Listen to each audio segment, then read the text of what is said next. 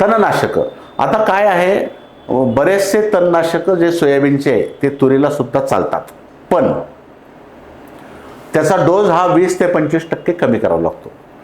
समजा सोयाबीन तूर असेल तर सोयाबीनच्या तणनाशक फवारू शकता, डोस त्याचा कमी करा. 300 मिली समजा जर आहे तर 3 दुने 6 म्हणजे 60 मिली कमी करा, 240 मिली वापरायचं.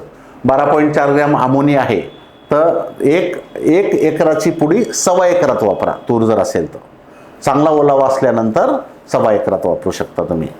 किंवा म्हणजे हे उगवणपूर्व आहे. अमोनी जे आहे आपण सोयाबीनसाठी वापरतो, पण सोयाबीन तूर जर मिश्र पीक असेल तर 1 एकराची पुडी 1.25 ते 1.5 एकराला तुम्ही वापरा. थोडंसं डोस कमी होईल सोयाबीनमध्ये. सोयाबीनला तर काही शॉक लागणार नाही, पण तुरीला जर डोस एवढाच जर घेतला, 1 एकराचा सोयाबीनला जेवढा डोस आहे तेवढाच जर तुरीला घेतला तर तूर पिवळी पडू शकते, जळू शकते. त्यामुळं 1 एकराचा सोयाबीनचा डोस जो आहे तो तूर पीक आंतरपीक असेल किंवा तूर निखळ तूर जरी असेल तर 1.25 ते 1.5 एकरात 1 एकराचा डोस 1.25 ते 1.5 एकरात तुरीमध्ये वापरू शकता तुम्ही. उगवणपूर्व अमोनी सुद्धा वापरू शकता किंवा नंतर तुम्ही शाकेत, परशूट, ओडिसी वगैरे हे सुद्धा 20-25 दिवसानं 30 दिवसानं 20% 25% डोस कमी करून तणनाशक हे वापरू शकता.